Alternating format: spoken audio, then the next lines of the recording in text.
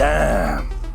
Oh, that's nice and easy. Right, unplug that. Right, so let's get the other clips off. Got a cameraman today, which is nice. Want to buy a radio from an X6? Cool.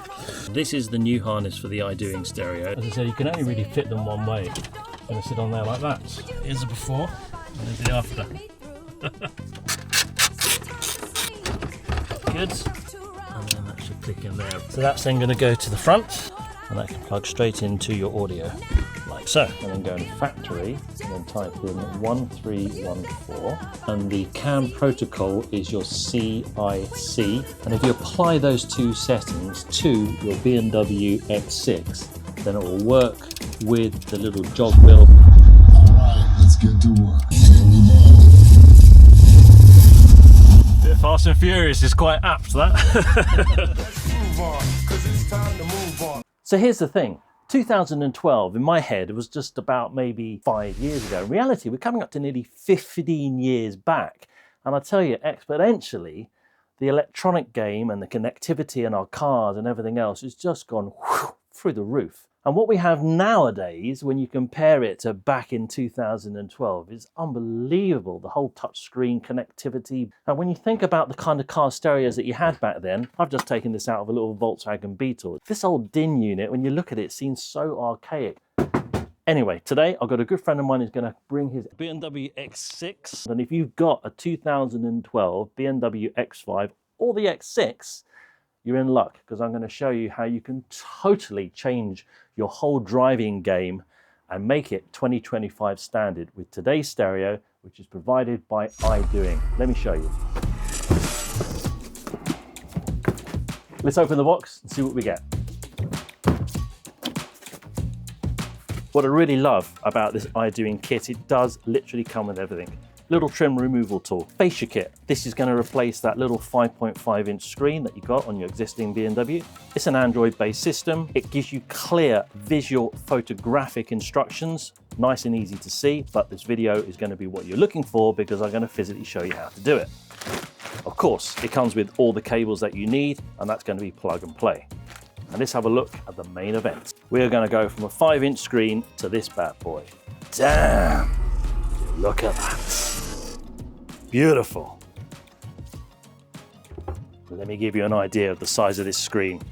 Across the diagonals, we're talking about 13 inches or around about 33 centimeters, 330 mil. And sitting tall is around about 5 inches or around about 120 mil. The iDoing radio is going to work with your existing BMW software. You're going to be able to see the controllability that you would normally see on the screen. You're going to get a GPS antenna. You're going to have your USB connections. You're going to have your audio in. You've also got a hands-free as well. So enough talk. I know you just want to see what it looks like on the car, as do I. So let's get it on. My friend's just about arrived.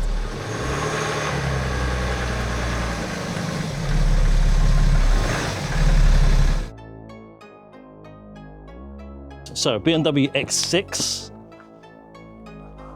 as I always do, get around the passenger side because that way I can get in and around the stereo because I'm right-handed and it's easier for me to get into it. So I've got a friend helping me today, so let's get this installed. X6 BMW, this is the standard setup, and you control it with navigation wheel here.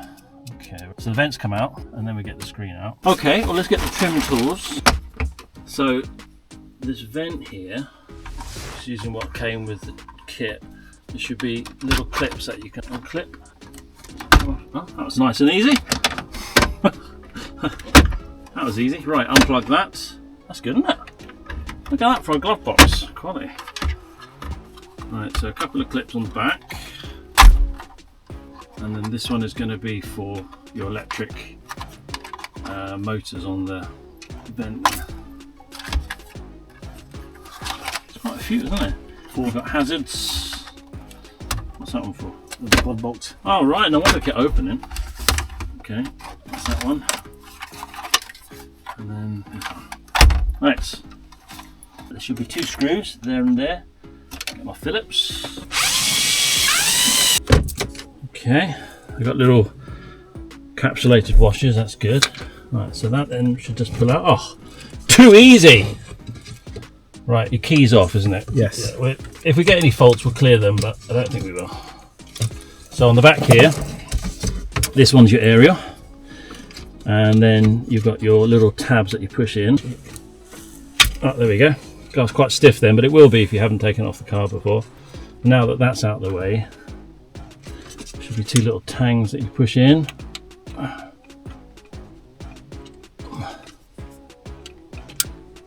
There's one. That's two. Right. Clip that. There you go. Want to buy a radio from an X6? Cool. And then down here, I think it's just a case of using the pry tool. Right. I would recommend just go easy with the edge here, because there's a lot of, if you end up bending it, you don't want to crack things down the bottom here. So use the pry tool that comes with it, and just be diligent and take your time, work your way along. There we go. Yeah, I know from experience that if you undo one side and you pull it at an angle and then you try and do the other, it makes that side really tight. So doing it a little bit here, a little bit there, and backwards and forwards is probably the best way. And then on the side here, you want to be really careful of this ribbon cable, so don't go yanking on that. Right, I'm going to remove this ribbon cable first because I don't want to damage that. That's one side. A little tang on the other. That's it.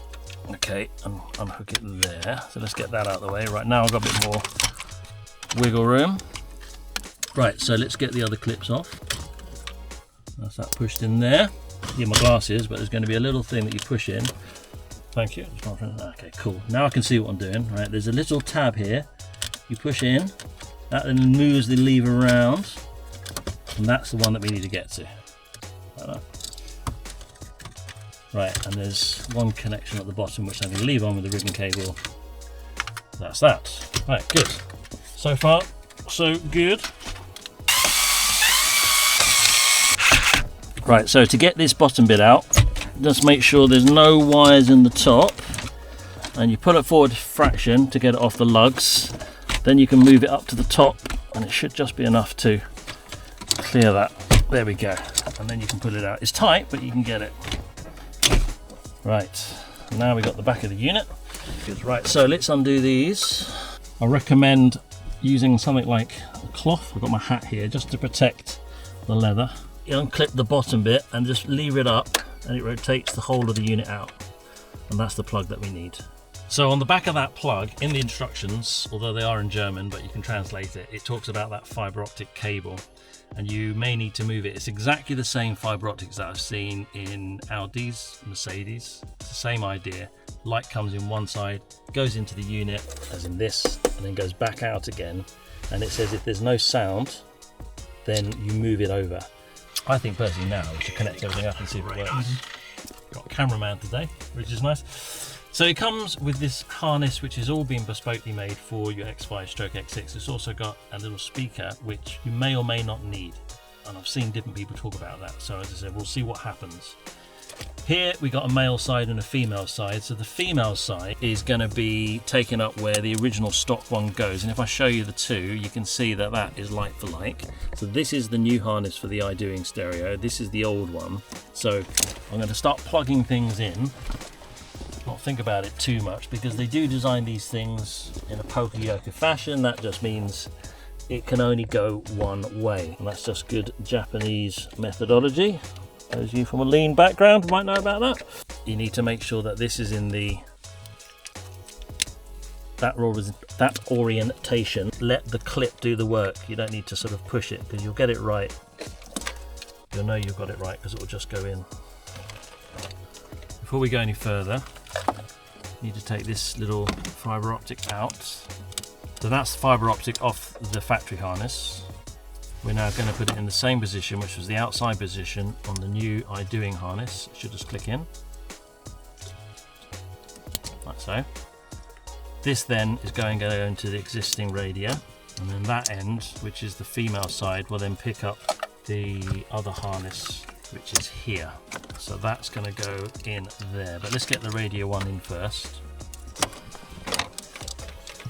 So with the lever upright, get it in and push it all the way home.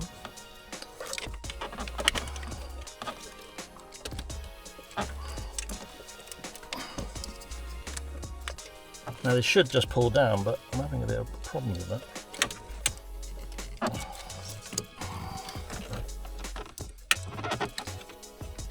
Right, that's that on. That's a bit tight, that plug, but it's on. So this now goes into the existing car harness. Hopefully this will go in a bit easier. And then that should click in there. Right, so that's in. It's tight, but you can do it. That's in. Fiber optics in on the original harness. We've got other things here, which are your audio ins and CAN buses. And then there's this speaker, which I don't know if we need or not. There's only 3 connections for the harnesses on the new radio. Oh, I see power. And then this one is in there. So that's all the connections now. Let's see if this comes to life. Look at the size of that. Not bad. Here's the before and here's the after. Not bad. Yeah, see, that's all good. Right, so we know it's powered up, we know it works. Plug here, which went into the back of the original screen, is now going to go into the back of the screen of the iDoing radio. So what I'm wanting to do is make sure that I get sound and everything before I put it all back together again. So that goes in there. As I said, you can only really fit them one way. It's fairly obvious. I've also put on this little GPS plug as well, which will then sit behind the radio. So that clicks in there, like so. And that eventually is going to sit up here with this nice little holder. It's going to sit on there like that. Get in there. But look at that, that looks brilliant, doesn't it? So after about 10 minutes of scratching my head, it does mention in the instruction manual, and you have to get your Google Translate out if you don't speak German. Connect the fiber optic, which we did, into the new harness for iDoing, which then goes into your radio for the car. And then it then goes on to talk about, then connect the audio and select audio on the radio. So the audio was originally here. I think some cars work, some cars don't. This particular one, I needed to disconnect it. So the audio is connected via the harness. This is the new harness. I've plugged it into the audio jack, which is in the armrest, which I'll run underneath, get a nice neat job. And then you connect the other end of that audio cable, which comes with the kit. You can hear the static into it. And now we've got the iDrive working, which is good. We have got the music playing. Let's go into play. So we've got music. So we've got to get it all back together again. There's a little bit of troubleshooting there, but we got there. Right, so next I'm taking this center console piece out so that I can run the audio cable nice and neatly underneath. These trim tools that they give really come in handy.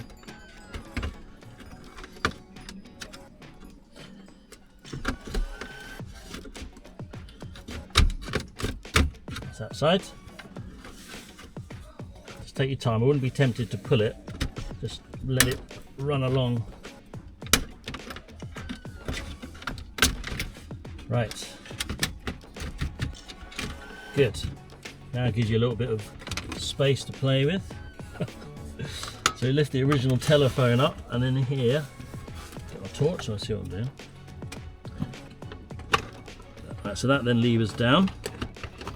Now I've got plenty of room to be able to. In fact, there's a little hole just underneath there. I wonder if I can get that cable through. So there's one Torx at the back here, which I've just undone.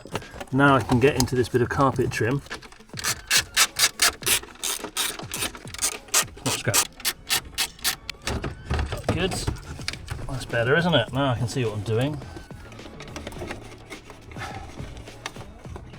Right. And there's the other side. So that's then going to go to the front. This then, I can move this in here, and then I need to think of a way to, rather than drilling a hole, I could just put a little notch on it. So I just took a little round file, I made a tiny notch on the plastic, this is the rubber bottom there, and then it now allows the cable to come through. You haven't had to drill any holes, and that can plug straight into your audio, like so. Nearly there. Okay. Ribbon cable back on, connections back on, screws are back on, audio cables through.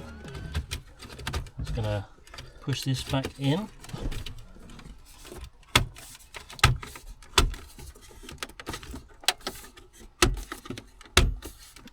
Beautiful. Lovely, that done. The last little bit, which is the vents, which is here.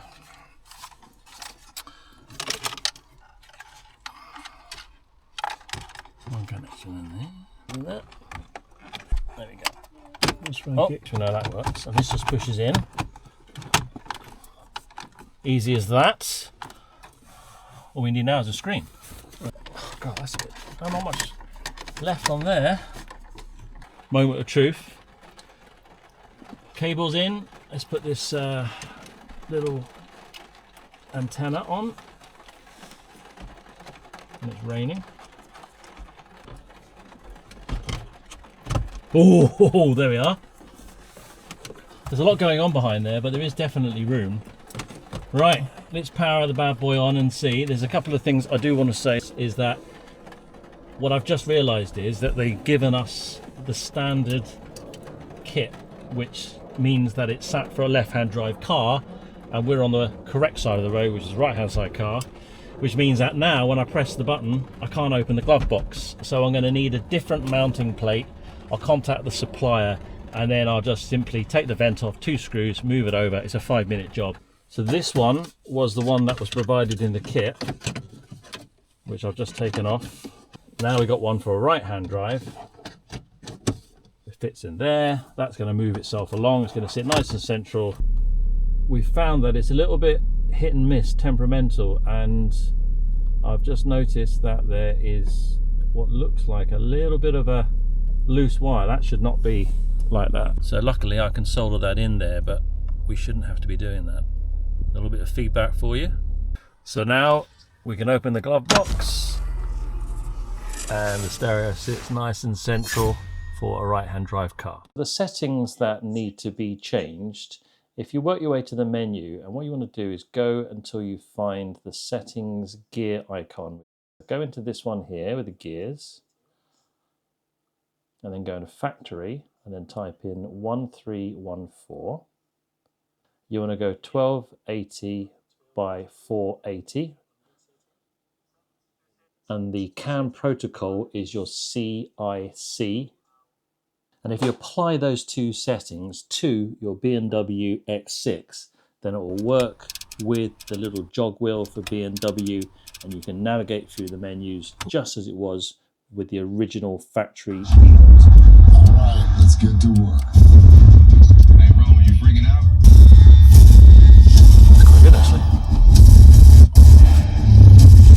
Justin, you didn't think you could get any better, huh? Bit Fast and Furious is quite apt, that.